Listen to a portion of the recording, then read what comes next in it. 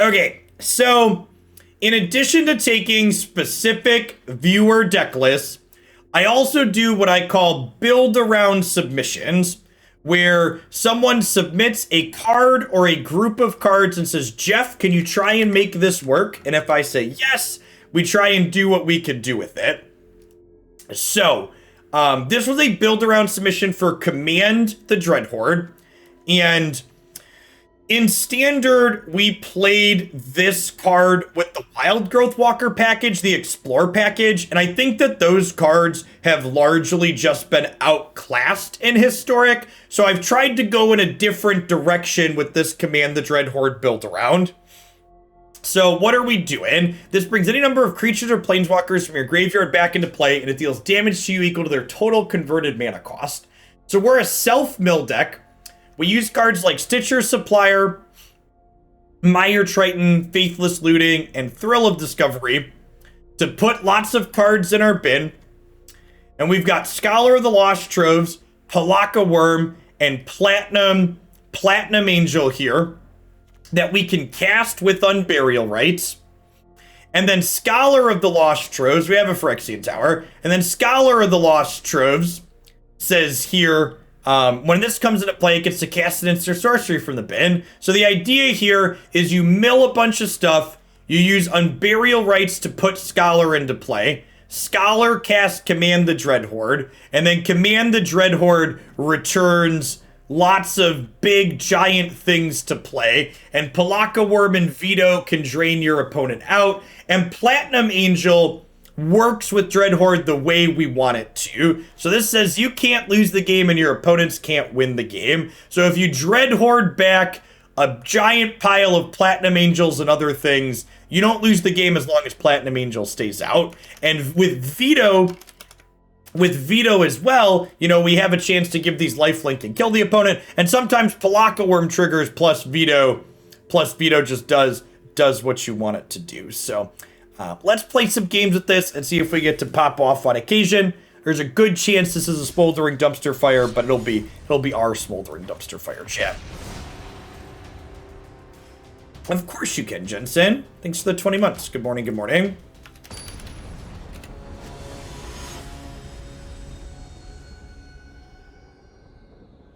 Yep, 2 worms plus Vito does 14.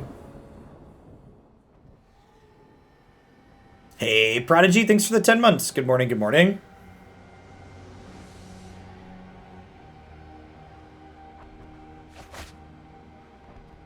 Sure. Sounds great.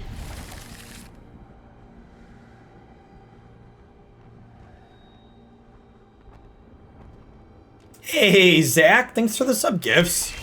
Good morning to you.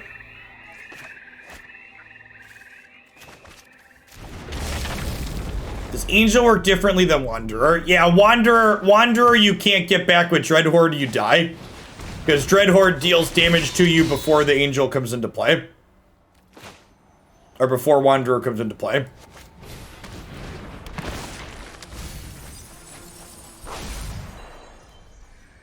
Okay, there's Platinum Angel.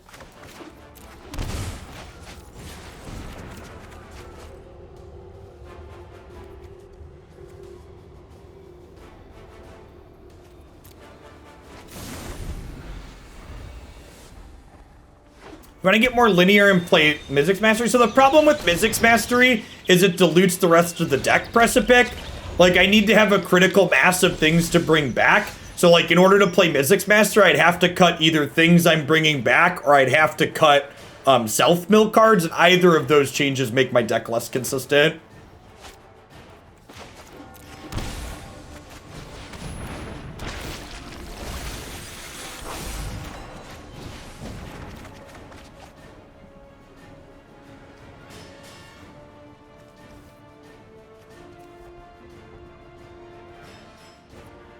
Some decks will just be cold to this Platinum Angel game 1. In fact, elves might be a deck that's cold to Platinum Angel.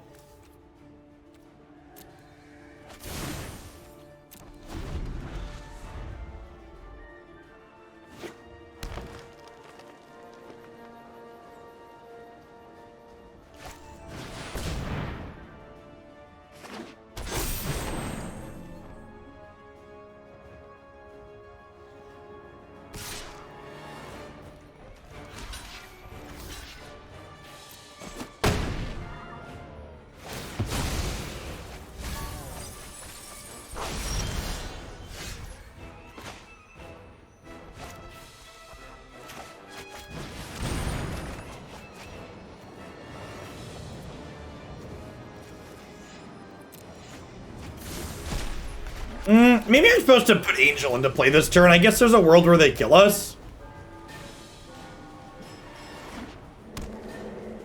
Physicist, thanks for the 3/4 of a year. Welcome back. Yeah, there's a ton of things I'm interested in playing in Historic Eusebos that I haven't gotten to yet.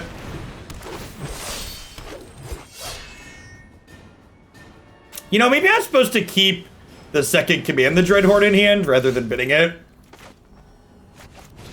Come on, give me a Sphinx.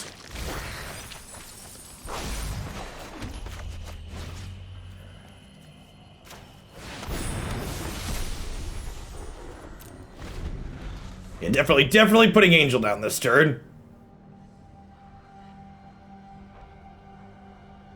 Honestly, with multiple Angels in the bin, it was probably right to Angel 2 turns ago and then Angel again this turn.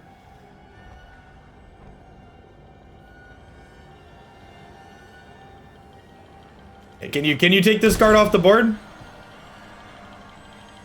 Let's find out. No blocks. I guess that's not strictly true. We'll trade here.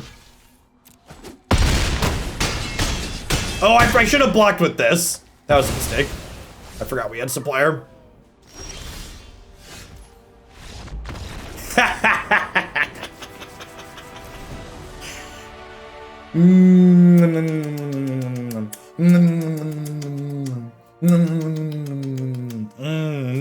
Nummy elves this morning, chat.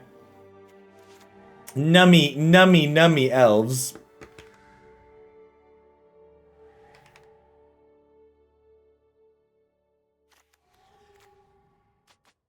So Clarion's an in. I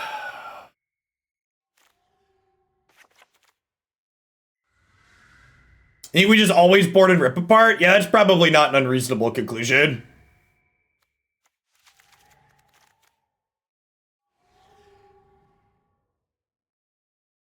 Honestly, Mire Triton's probably not very good.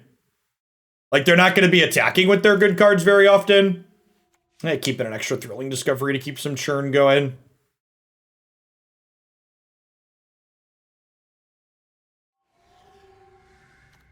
So Ashiok is graveyard hate. That's also a self-mill. So Ashiok's -1 always exiles their graveyard, regardless of who you target. So like you board this card in against Arcanist, for example, and you can mill yourself and exile their graveyard still. This is an enabler hate card split. I almost had these in the main, but I just didn't have room for them, unfortunately.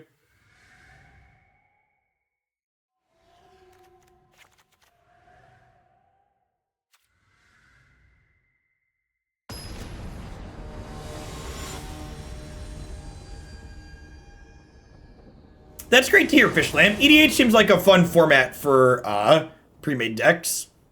Physicist, thanks for the 3/4 of a year prime. I appreciate that. Welcome back.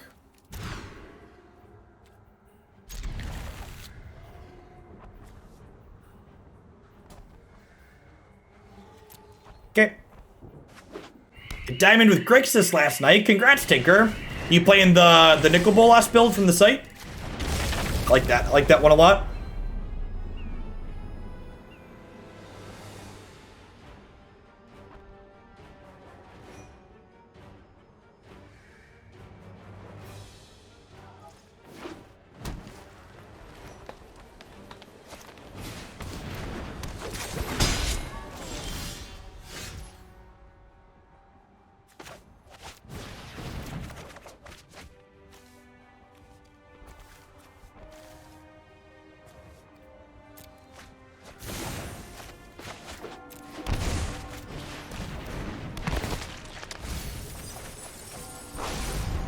Okay.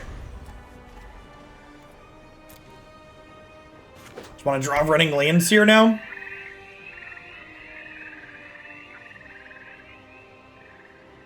If we draw a land next turn, we can looting to hopefully find a land for the following turn.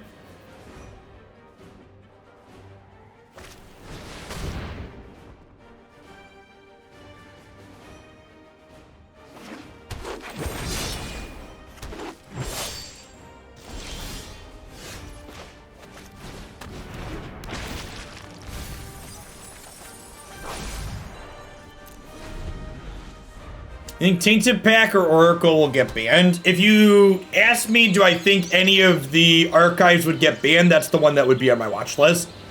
I think that's easily the best thing you can be doing in this format from the archives. I don't think it's close.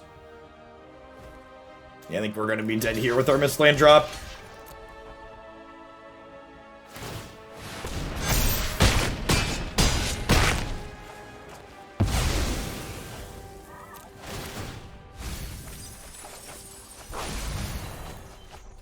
Honestly, I should have conceded before they got to see the Clarion. Even versus Memory Lapse and Rogues. Yeah, I think Memory Lapse is very fair by comparison. The Tainted Pack deck is incredibly difficult to interact with. It requires a very narrow subset of cards. No, honestly, I think Thassa's Oracle is the one you're probably supposed to ban.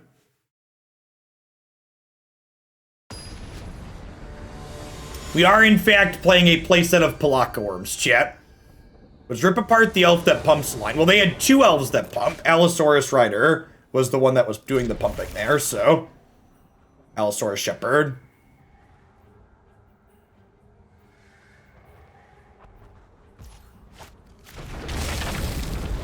So, obviously, this hand's not good at doing our thing, but it has a Deafening Clarion, so I'm going to keep this. Has Faithless Looting felt too good? It is not. Both Faithless Looting and Brainstorm have felt okay to bad. They feel like appropriately power-leveled cards.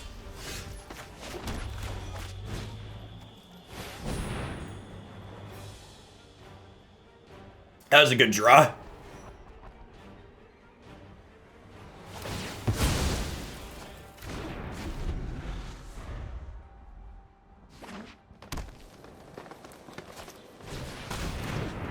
Have you not been keeping up, Prodigy? Yeah, actual factual Brainstorm is legal in this format. We just got done playing a deck with it.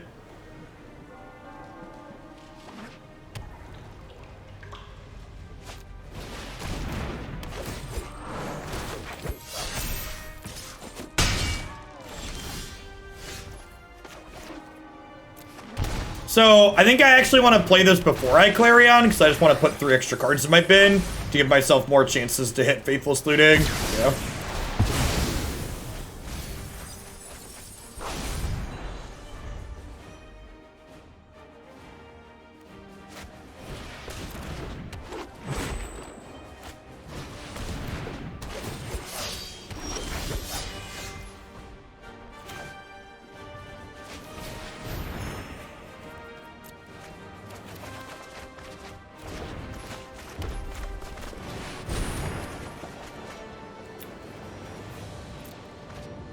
Okay, chat, we might be doing it.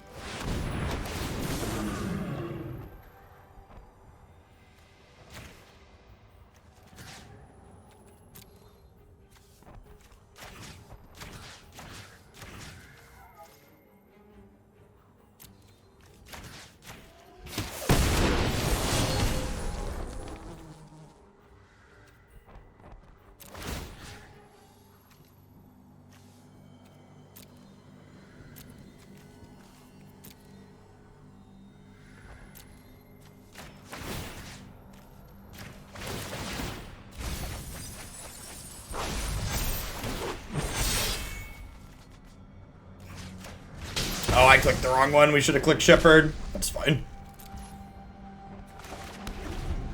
Hey, let's see if they have a way to kill Platinum Angel.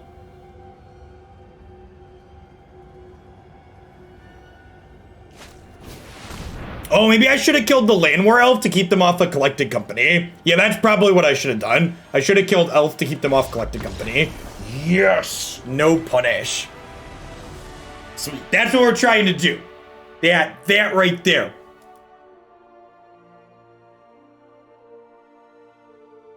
Yeah, maybe we're supposed to Clarion. So how do we win with Angel on board if we had negative health? Well, we just attack the opponent assassin. We don't have to be above health. We don't have to be at positive health to win the game. You just attack them.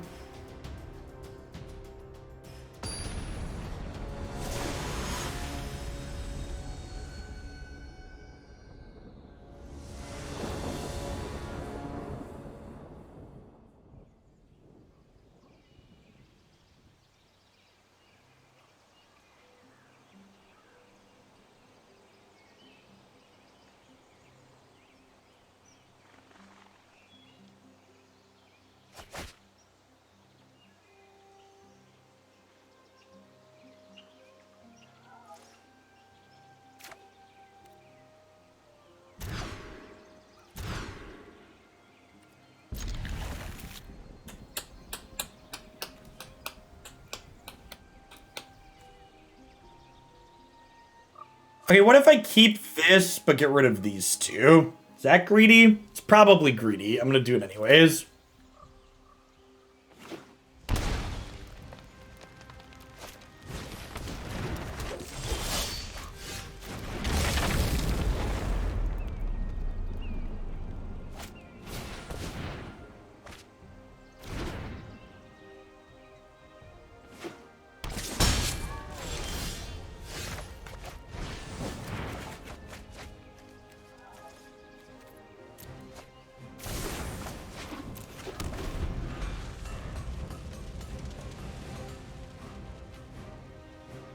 Platinum Angel's pretty good game 1 against Gruul too, right?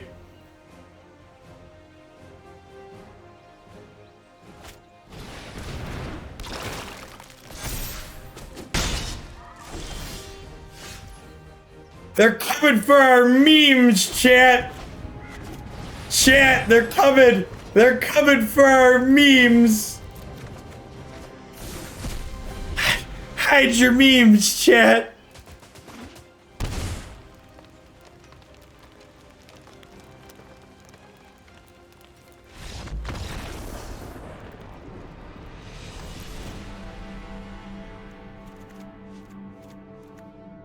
It's just rude. What's up, oldest son? How many minutes you got? How many hours? Jacob's calendar. Oh, you have a while, bud. You have 11:50. You have an hour and a half. 90 minutes. It's a lot of minutes. You can watch a show with that. Use it wisely. Use the power wisely. Yep. Alright, so I want these. I want my interactive cards.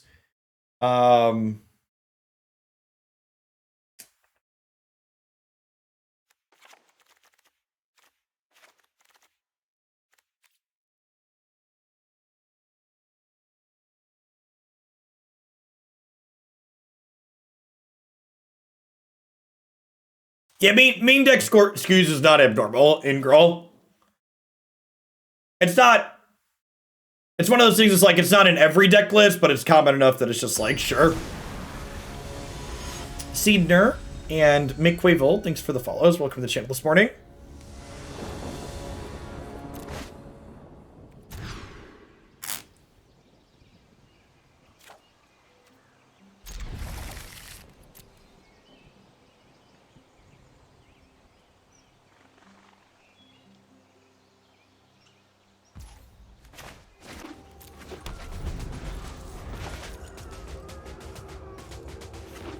The graveyard's a very hostile zone in this format. There are a lot of people gunning for the graveyard. What are we getting rid of here?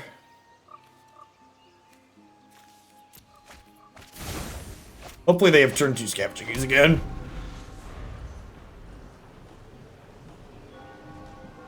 Faithless Looting will do that to the format. I don't think that that's strictly true. The graveyard was a pretty contested zone even before these cards got added. Also, like, if you look at the top decks in this format, I wouldn't, like, there's one Faithless Looting deck in the list of proven decks.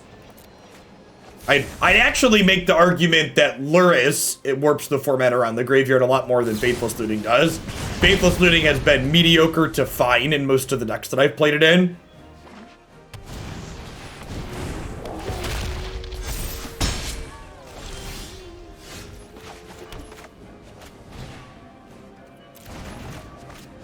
This, I guess. Easy choice. Without something like Dredge, looting is mad. Looting's playable. It's just not broken, busted. You have to play it, or you might as well not play. Like, it's okay for things to just be playable, chat. Like Magic players, not even Magic players, card game players have this weird obsession where they're like, well, is it broken? It's like, no, it's just fine, right? Like it's playable in some decks, and it's not overly powerful, and you just like look at it, and it's like, this is an appropriate power level for the format, and that's okay.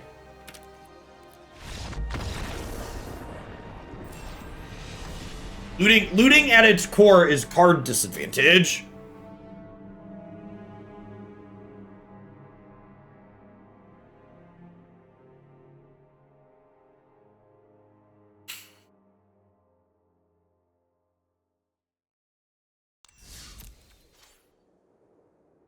Like, people keep talking about Gurmag Angler, like, putting a 5/5 into play ahead of time isn't that good either.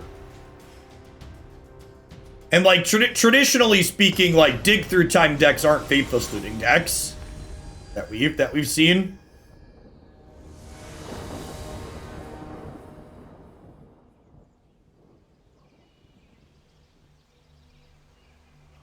I don't know. Every time it feels like someone's assumed a card is going to be broken in Historic, they've been very wrong so far. So I think I'd stop assuming things are going. Like, remember people losing their mind about Mind's Desire and Tendrils and Grape Shot, and like none of those cards have done anything meaningful in this format because there aren't busted enablers for them. Like,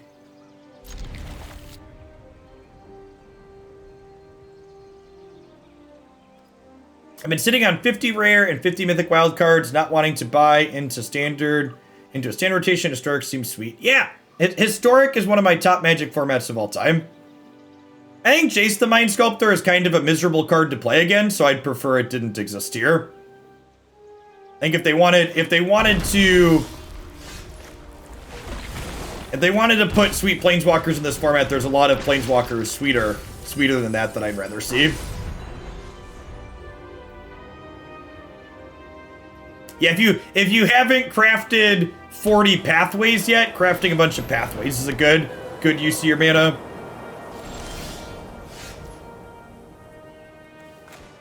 That's an okay build. Decent. Above average, maybe.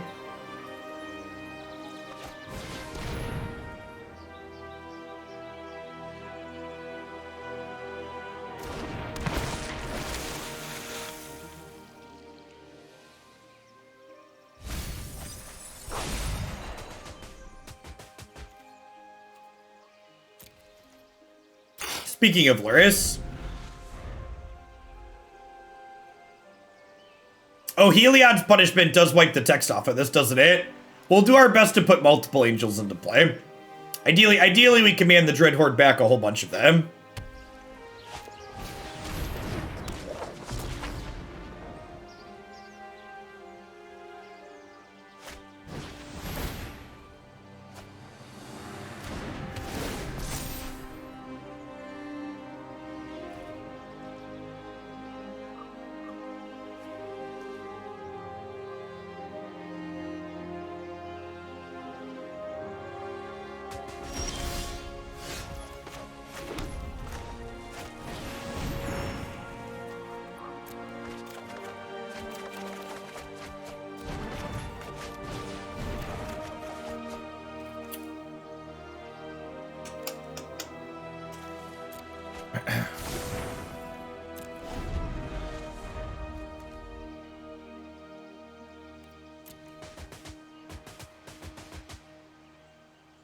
We're gonna get the Flipwalker's Origins is what's it called? Legal? Pioneer legal, right? Is that correct? I sometimes forget where exactly that format starts. I haven't played it in a while. Yeah, we're gonna get Flip Nissa, Flip Jason Friends at some point. Pythian. Vitter Mueller, thanks for the follow. Welcome to the channel.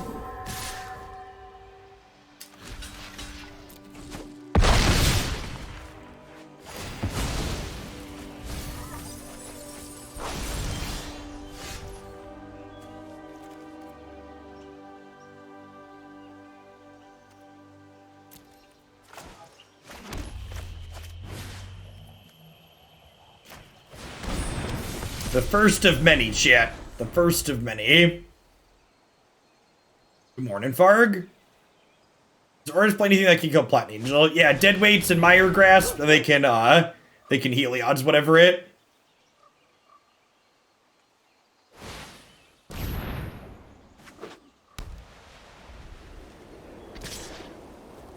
Does Historic just go back a certain number of sets year-wise? Historic is all of the cards that exist on Magic Arena with a small ban list.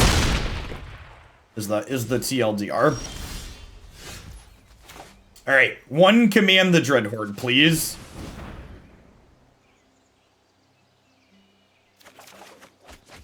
Never lucky.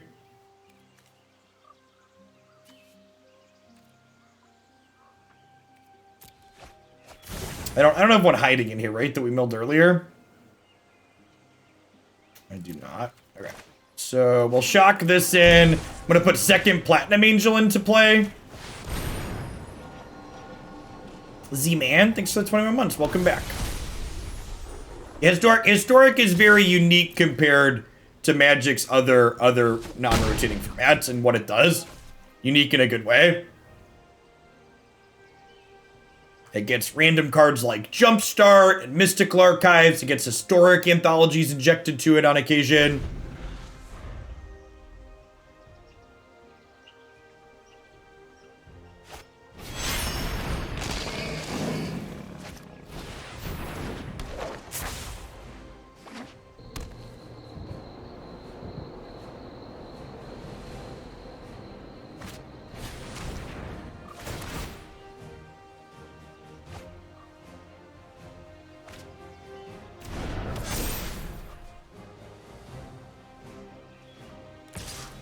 So this is gonna seem like a weird block, but I want to be able to shock in this land next turn so I can play Stitcher Supplier and Unburial Rites in the same turn. So I'm gonna go ahead and block here because you can't pay life you don't have. So if I go to 0, I can't shock this in. I think Wizards probably won't run historic tournaments, but I would bet third-party tournament organizers like Star City Games and SCG will run them.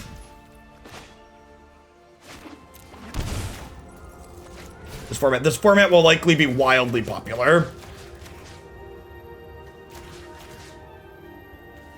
Okay.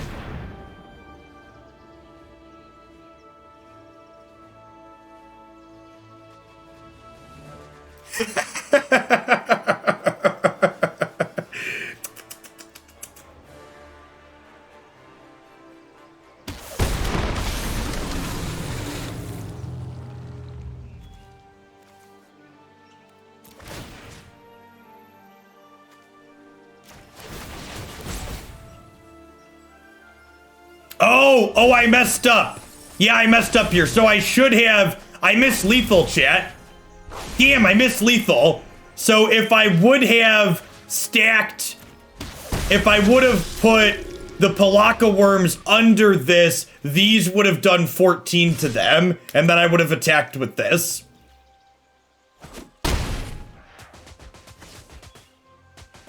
So I would have gotten Vito before the Pelakka Wurm triggers. I remembered to stack this under the mills, but I forgot to realize that these could matter.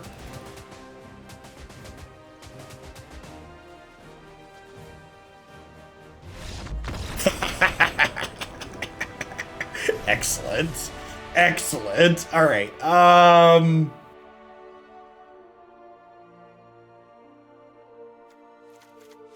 Magic's a good time, chat. You having a good time? I'm having a good time. Could just bring in the rip aparts. Just like trim around the edges a little bit.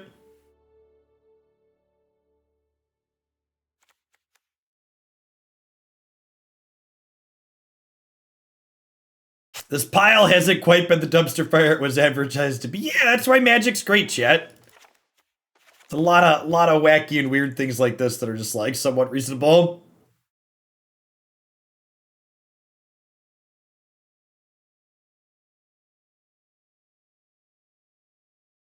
Grumblekin Gaming, thanks for the follow.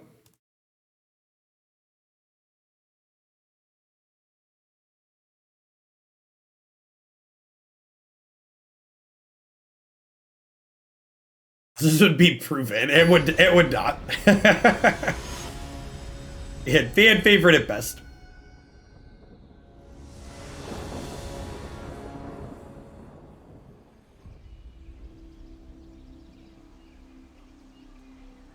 I own this whole deck already. My wife should really take my wallet.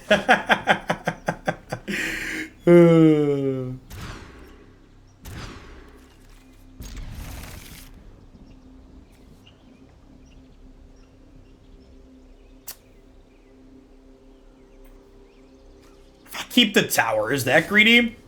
We could draw into, if we draw into a what's it called?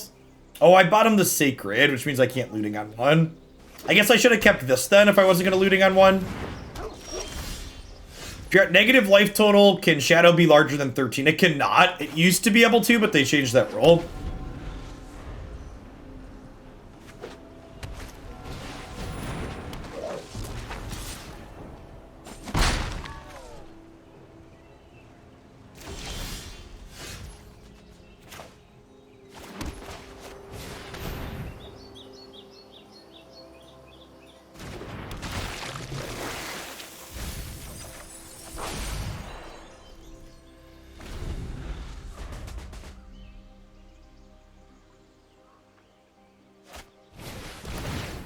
Read.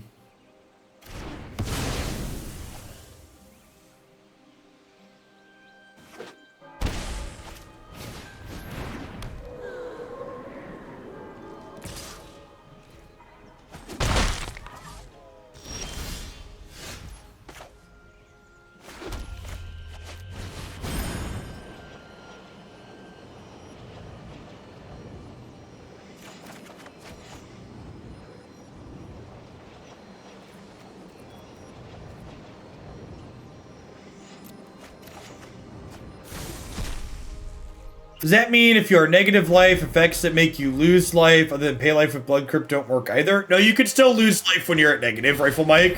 You just can't, you can't pay life that you don't have in Magic. Is the TLDR.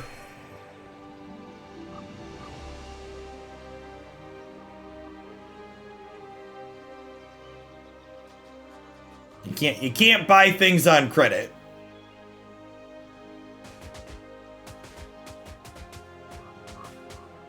Which is actually funny. I remember winning a game in an SCG Open back in the day because an ad nauseum player was playing Mana Confluence instead of City of Brass. And they ended up not being able to cast their spell. Are we dead to this Apostle? I feel like we're dead to this Apostle, right? They've got protection for this. I guess they might not hold it up.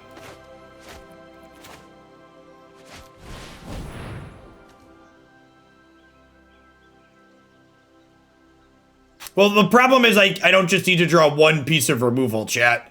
They have Selfless Savior and they have Life's Bounties.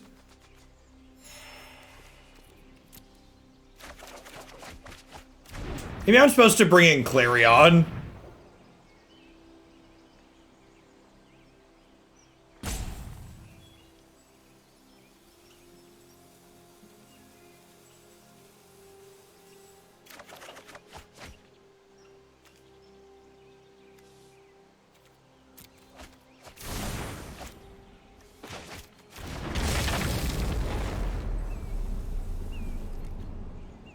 Well, then auras go back to Iliad and Doggo. So you have to understand the ladder's not just people playing stock best decks, Soren. So you're right that, like, the auras decks that have posted results in tournaments have not been playing Selfless Savior and Life's Bounty. But that doesn't mean the random people you're going to play against on the ladder are adhering to, like, the best practices from recent Magic tournaments. That's just not how Magic works. It's not how card games work. Huge range of people playing a huge range of things.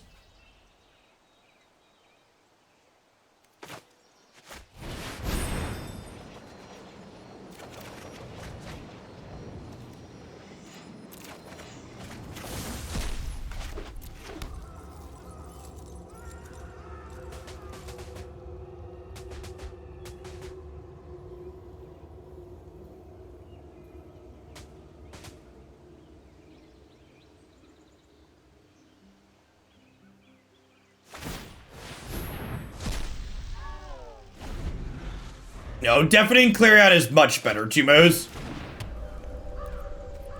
Deafening Clarion, Deafening Clarion kills things against Gruul. Whereas the -2/-2 does not. I mean, this deck that we're playing is probably a better best of 1 deck than best of 3. Our plan's not really powerful enough to play through a ton of Graveyard Hate Post board. We have Rip Aparts and stuff, but I'm not playing to stream Pioneer anytime soon, right? Well, unless Pioneer's about to be on Arena, no. I'm not planning to play Magic Online on stream anymore. I'm gonna stick to actual video games like Arena. And Pikmin, we're gonna play more Pikmin this afternoon.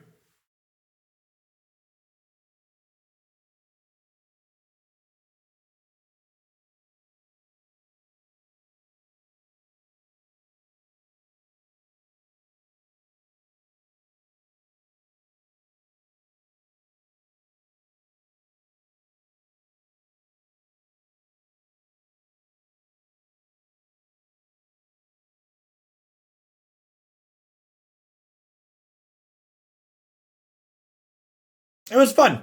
We're gonna revisit it. Unique gameplay experience. It's like this weird RTS style game. Was enjoyable.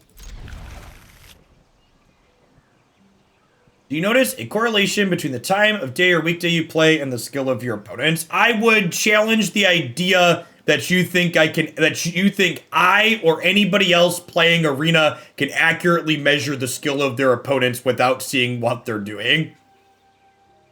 I think that's a nonsense concept.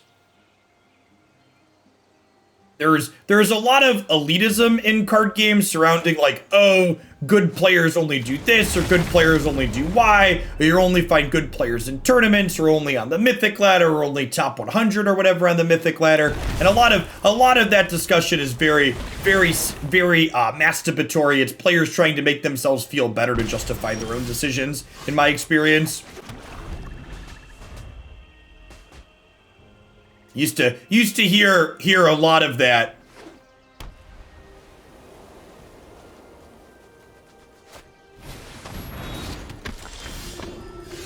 I do better on the weekends in Sealed and Draft than I do on the weekday. And you think you have collected enough empirical evidence for that to deterministically be the case statistically?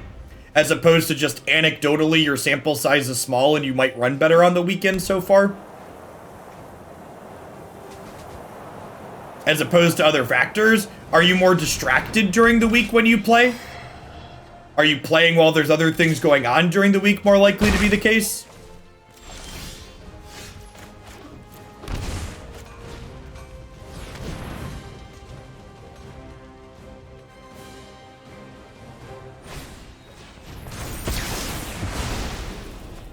There's a lot of variables there. And generally speaking, whenever card game players end up talking about their sample sizes, the theme of their sample sizes are your sample size is small and you should not be confident about it.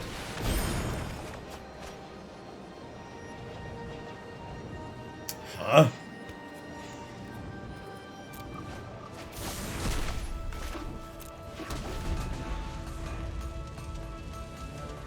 Yeah, better rested. Less distractions, all sorts of stuff like that.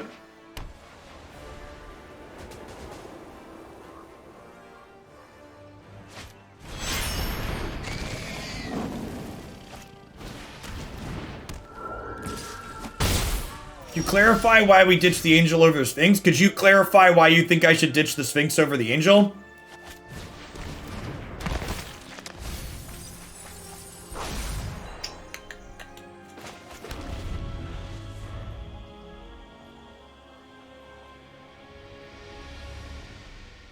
Instead of asking me to justify my decision to you, tell me why your decision is better.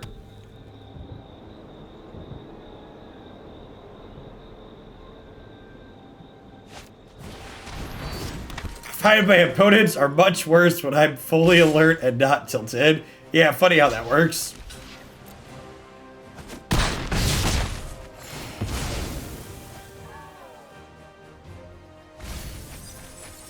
Well, I have an angel that I can cast from hand.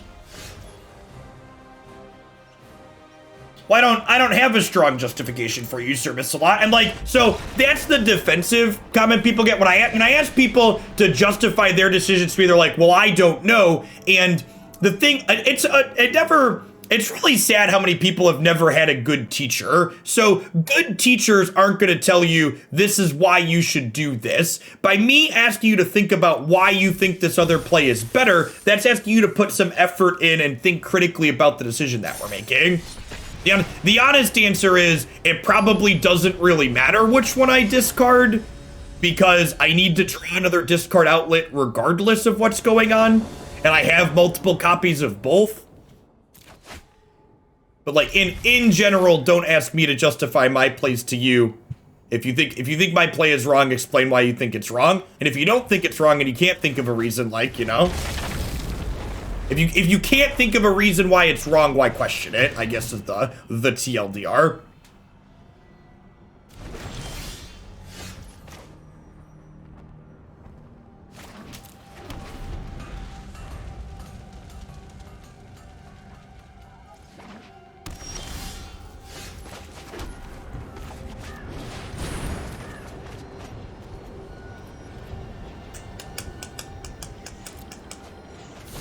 Cast this from hand.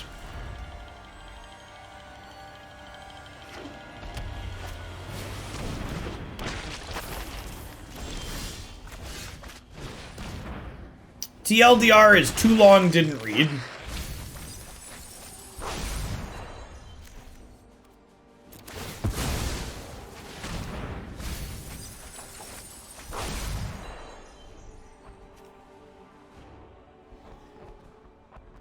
I'm not sure if you're being sarcastic or not, but I'm going to time you out, Fish Lamb Clock. The Socratic method is literally the best way to teach people how to do things. But for people that aren't familiar with that, if you don't have a teaching background, the Socratic method is basically answering students' questions with questions to get them to explain themselves, to think about what they're asking better.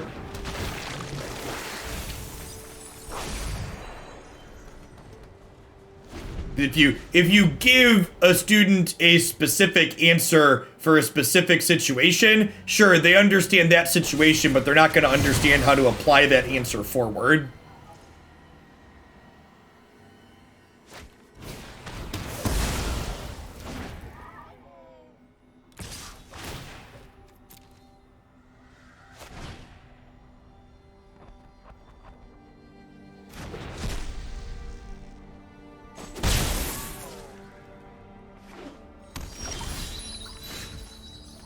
Alright, so do I Unburial Rites some idiots back here, or do I go digging for a Command the Dreadhorde? I think I go digging for a Command the Dreadhorde.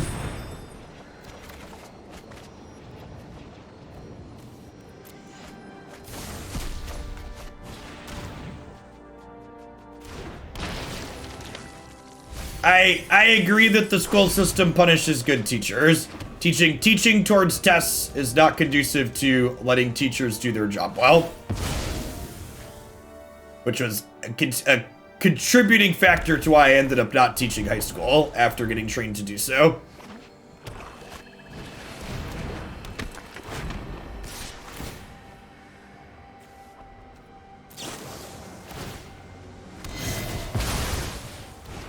One Command the Dreadhorde, please.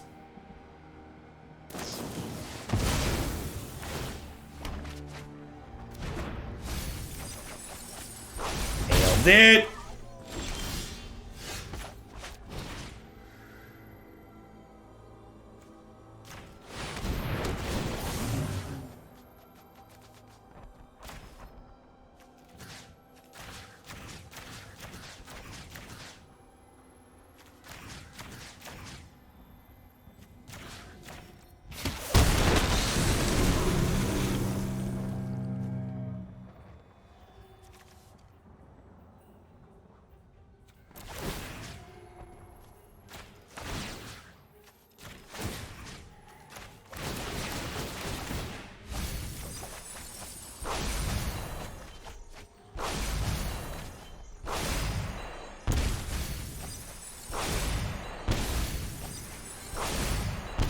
I'm really glad we got to fully pop off here at least once.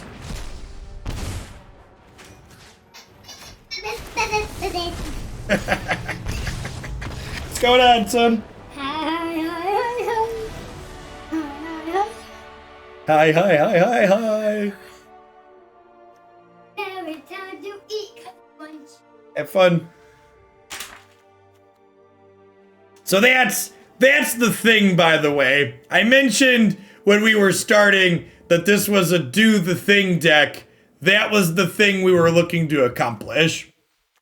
So definitely not tier 1, but you know, when we have a good time, we have a good time. Alright, Rip Aparts, Clarions, Ashioks. Thanks for the 19 months, hero. Welcome back. Mission accomplished. I just got here, so clearly this has a 100% success rate. We've been flooping with some consistency.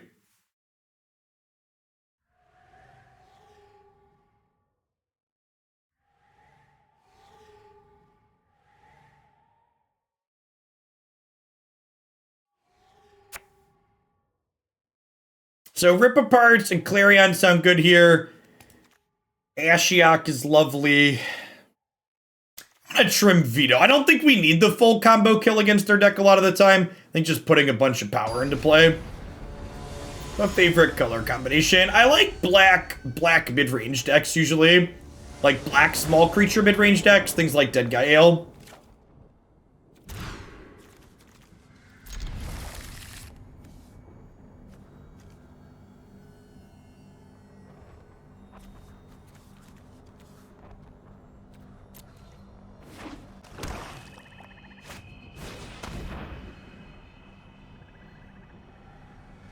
Arcanist gains by not playing Lurrus? I don't know offhand. Maybe they're playing Sedgemoor Witch? I've seen some Sedgemoor Witch Pyromancer decks that play Arcanist. You have to give up Lurrus for that one.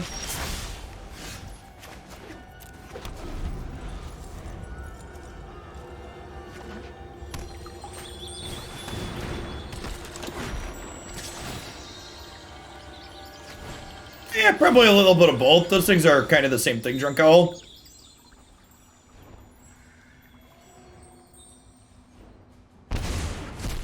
Opponent.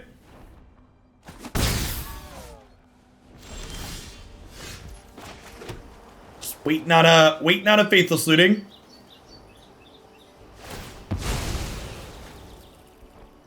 Yeah, it was a sweet standard format scholar. Like that standard format a lot.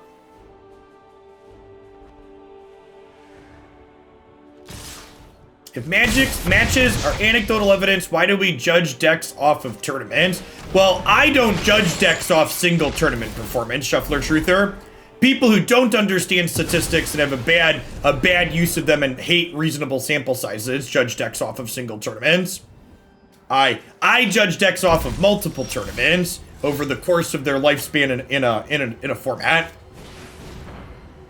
Which is why, for example, with the deck pages up on my website, I've had a lot of people asking me, Jeff, why didn't the Jeskai Gearhulk deck get into the proven section up there? And it only had one weekend of tournament results. Is the reason. So you're right. People shouldn't judge deck lists off of one tournament. It should be collections of tournaments over a range of things. I mean, sure, fake USB, but you can have players have a good tournament run with poor decks too, or players that prepped a bunch have a bad string of variants at a tournament as well. So you should never use just a single tournament result as a reason to make decisions.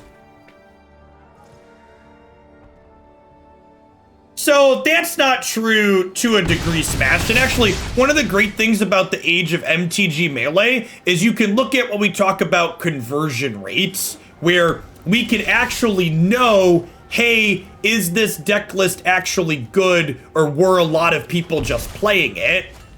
Because, you know, when there's 3 copies, say there's 3 copies of Gruul in the top 8, but a third of the tournament was playing Gruul, that means it wasn't actually that powerful, right? Whereas you can look at it and go, oh, okay, like it's just proportional. Like being able to see full tournament stats and look at total win rates is really meaningful. As opposed to and this is something I talked about a lot in the age of paper Magic before we had MTG Melee, where people would be like, well, this deck posted top 8s and that means it's good. And it's like, well, that's not really the case, right? Because we don't know that, let's see if we can hit Unburial Rites here. We don't know how many people played that deck to start. That deck might have 2 copies in the top 8, but that might also just be indicative of an average performance for that deck because of the volume of people playing it. No, that's still not true, Smash. Top 8 results are dependent on a lot of things, and perception doesn't really impact top 8 results. Perception impacts how many people will register a deck list, and how many people register a deck list can impact tournament results. But the actual perception could lead to things that lead to more results. But the just perception, like if people perceive Gruul to be good and no one registers it, it's not going to top 8, guaranteed. Like, I say day 2 results are a good indicator. No, large sample sizes, chat. All of your things that are small sample sizes, doesn't matter what they are. And again, when I say large sample sizes, so people think dozens of matches, I mean hundreds of matches. I mean thousands of matches. I mean, you need a large data set. You need volume.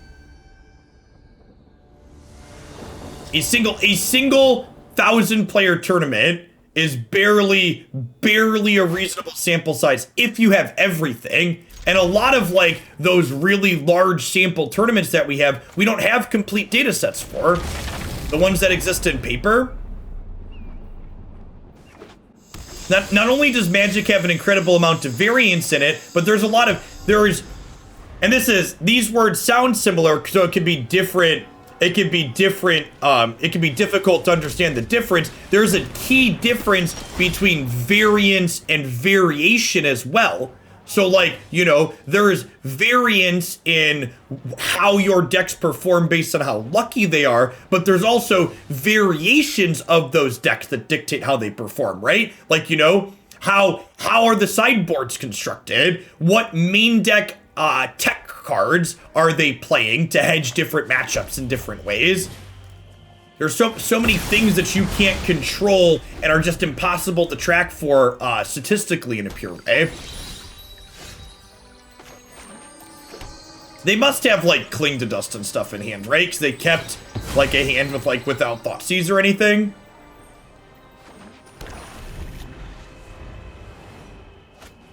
Yeah, and that's before you even start considering super off-meta things that they're running into.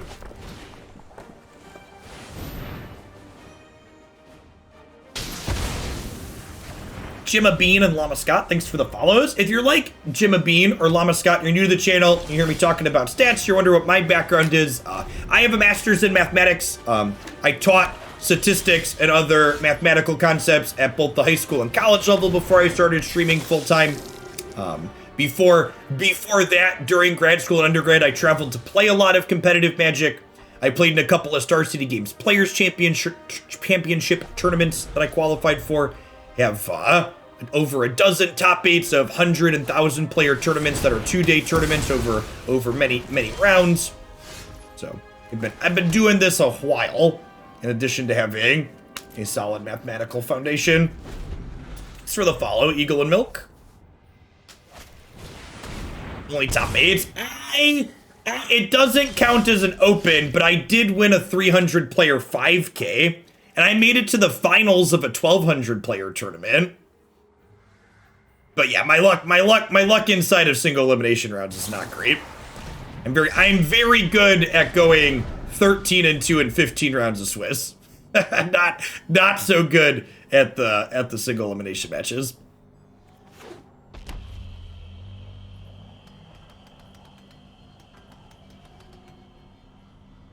few top fours and a couple of finals. Be luckier is strong advice.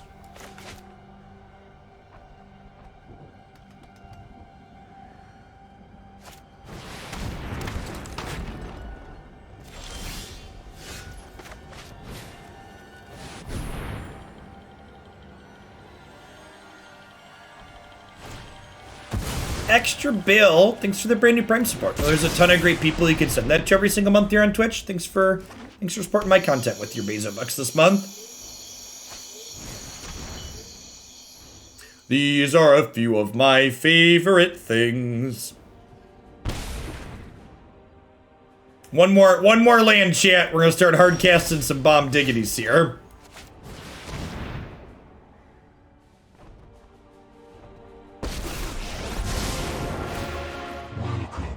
So again, I'm going to mill myself because I want to find Faithless Lootings and Unburial Rites for my graveyard, and Ashiok exiles their graveyard regardless of who it targets.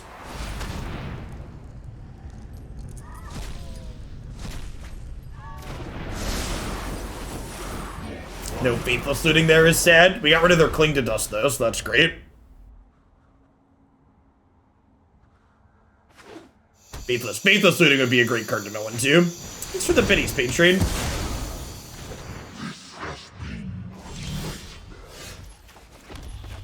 Nope. Let the angels hit the board. Let the angels hit the board. Let the angels hit the... It's been a while. It's been a while since we got to had a board state to break out that one. Bastion of Remembrance. They must be a Sedgemoor Witch deck, huh? I can't do the Screamo at the end of that bitch yet. It's just not that the Screamo's not quite in my range.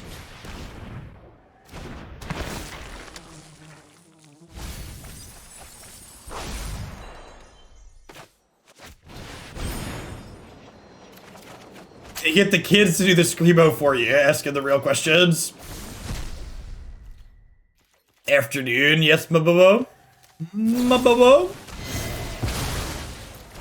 How unlucky are we? Well, you know, there's 4 Unburial Rites at the bottom. Bottom 27 cards of my deck. Yeah! Platinum all the way down, baby.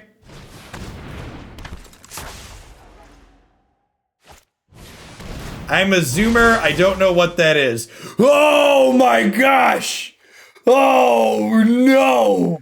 Wow! What an incredibly rude card. Holy gosh.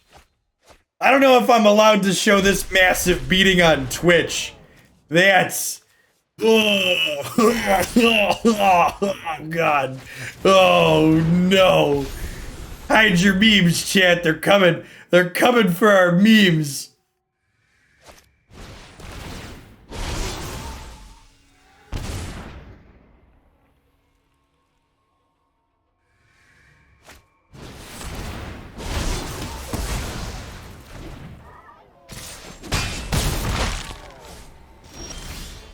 Man, that's a heck of a mind rot, huh? All right, there's 4 Unburial Rites and 25 cards. Please give me one of them.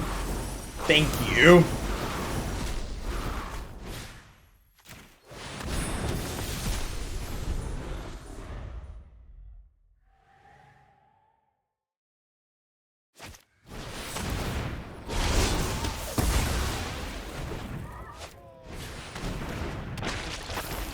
All right, so we want to draw 3rd Ashiok into second Unburial Rites here is the nuts. Okay, so this is 4, 5, 6, 7, 8, 9. Okay, so I can do this and kill this. I can't just let this live because it'll flashback Blood Chiefler so they can kick it to kill my angel. I also don't have an Unburial Rites yet, so now we can draw Unburial Rites and maybe win the game. All right, well, we tried.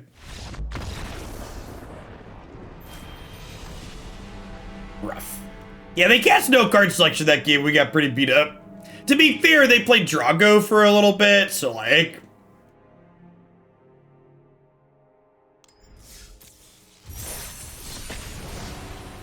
Alright, let's try one more with this, and we're gonna shift gears, I think.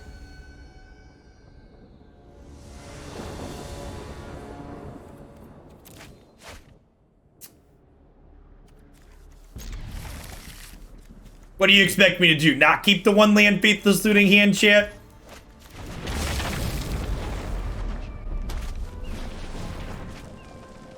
Ah, I see our opponent is also a player of culture.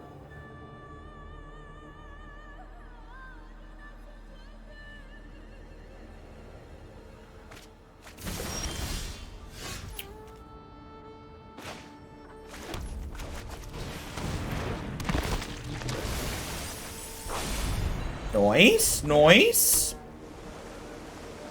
I'm gonna lead on this rather than the Faithless Lootings because what this spills into could dictate how I want to sequence what I want to discard with these. So basically get to wait to make a decision with these until I have a little bit more information from this.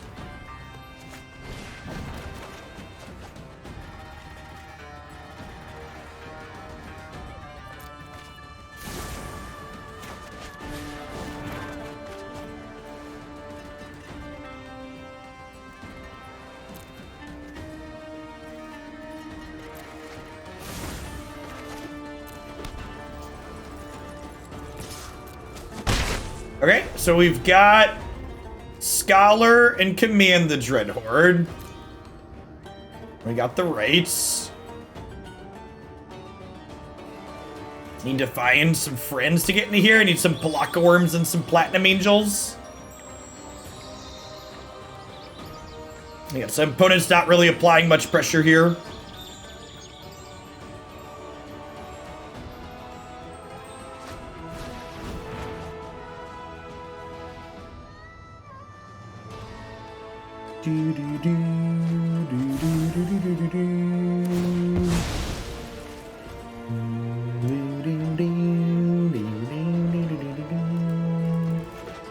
See some folks in chat use the website Dex Command for people that weren't here yesterday.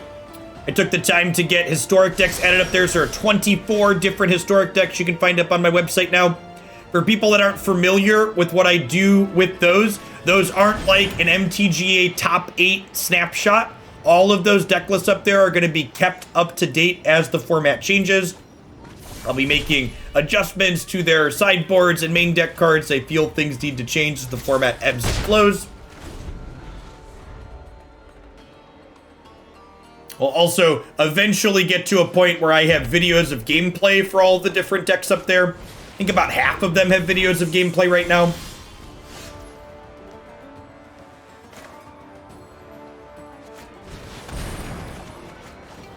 Okay, we've got some tracts of land.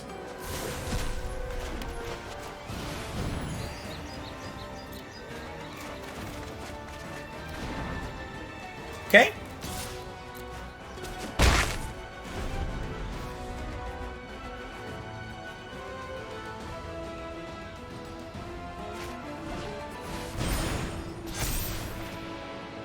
Opponents just also spinning their tires here. I'll be interested to see if these Phoenix decks have staying power. It feels like they spend too much time spinning their tires to be good.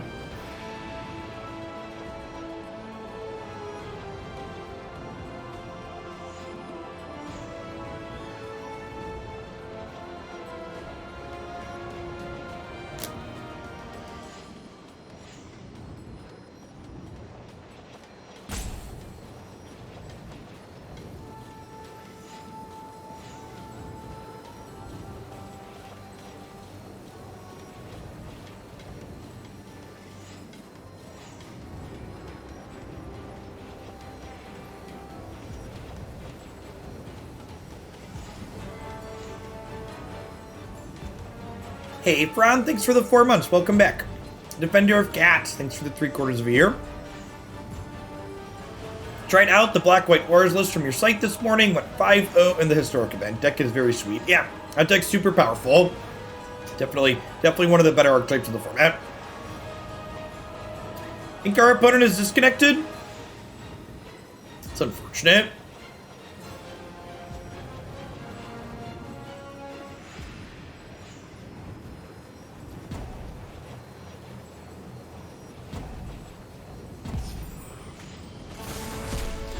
Not only Bolt, Snap, Bolt made Phoenix good in Modern, but honestly, I think there's two things that made Phoenix good in Modern with Faithless Looting, and one of them we're gonna get in Historic. So Phoenix was very good with Thing in the Ice, was a big part of what made Phoenix good in Modern, being able to have a card like that resets the board is super powerful in the creature matchups. And like, look at all the decks that are good in Historic right now. Thing in the Ice will be absurd against a lot of them. The second thing that made Phoenix busted in Modern, though, was Manamorphose, and that card's not coming anywhere near this format. I feel like I can confidently say Wizards is smart enough to not introduce Manamorphose to Historic, so... Phyrexian mana spells to a lesser degree, but mostly Manamorphose. Dear Wizards, don't make a fool out of me. Yeah, the next remaster set is theoretically Shadows over Innistrad.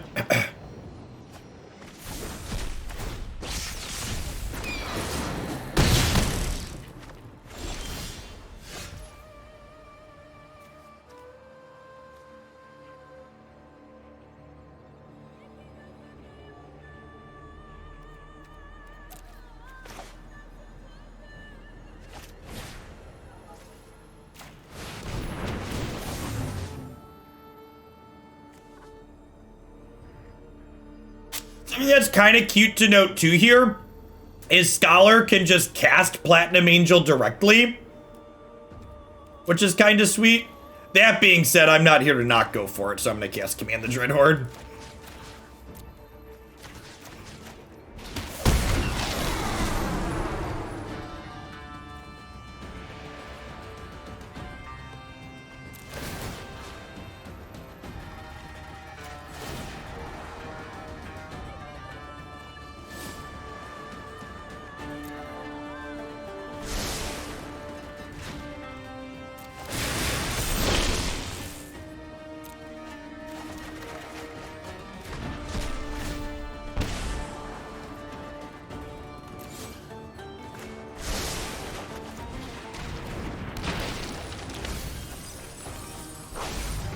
Well, I mean, I can't put the Angel into play this turn, and they're gonna die next turn, so...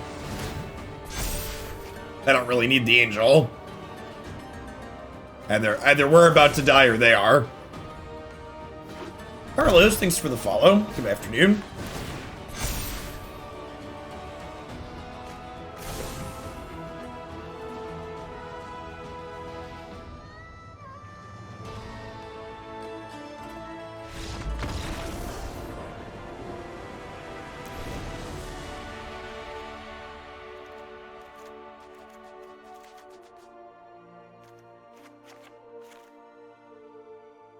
Alright, so Mire Triton out, Ashiok in as an enabler that exiles their graveyard. Soul Guide to stop their fast Phoenix starts. I should probably board in Rip Apart just as a hedge. Wrong one to remove.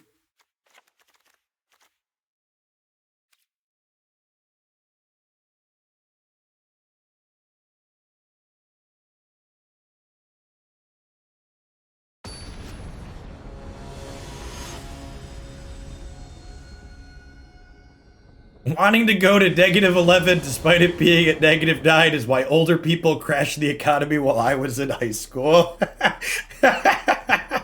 Oh, it hurts. It hurts.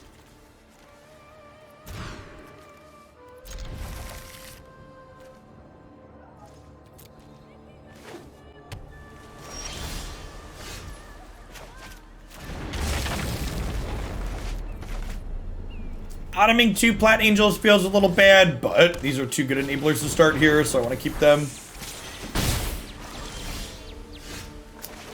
But that draw. Let's just murder this little dragon here.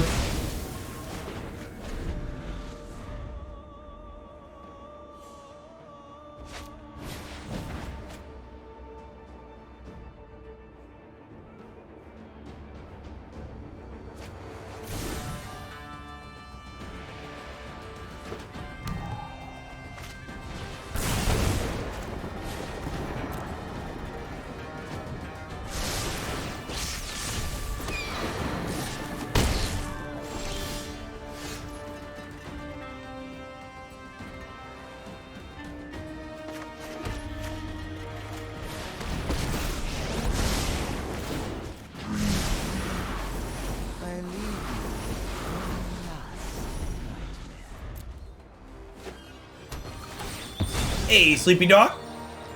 Thanks for the 4 months. They've been good. Got 'em. No Lava. Thanks for the 20 months. They clicked through their attack step after they got wubbed. Man, been their opponent. I feel you. I feel you.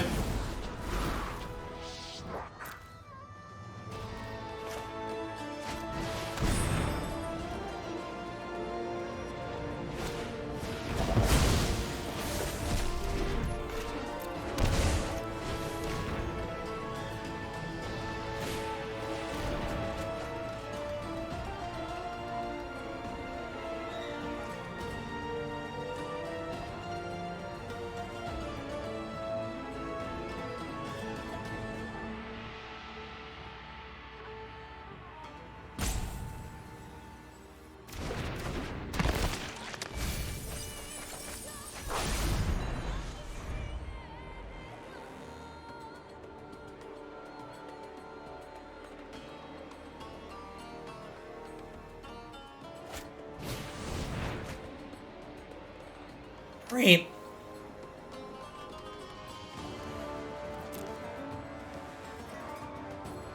Do you have more burbs?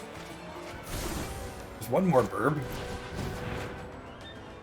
Digging for the burbs, chat. You could kill us here with 2 more burbs. I assume from the tank they did not find 2 more burbs.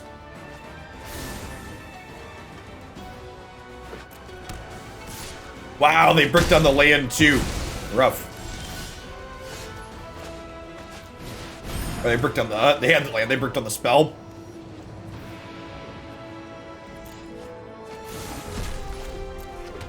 Alright, chat, we might get our first honest Pelakka Wurm beatdown game. We've yet to just put 7/7s into play and gain life and attack this set. Hopefully they don't like play a lantern here. When Ashiok fizzles Sacred, the passage, do they shuffle their deck? They do not.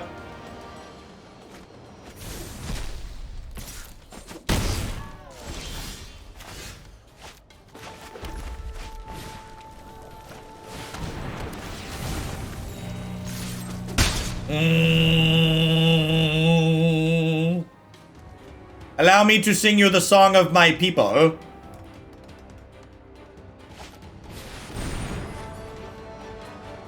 He's a big boy, chat. Big green chonker.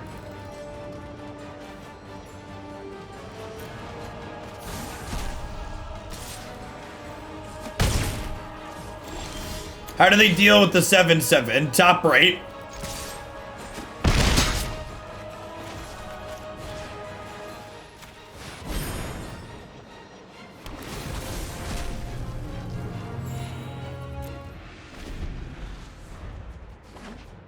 Back to 20, chat. What a nice life total.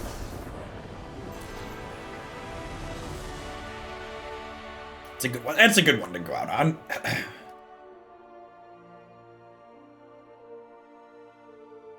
Race this one.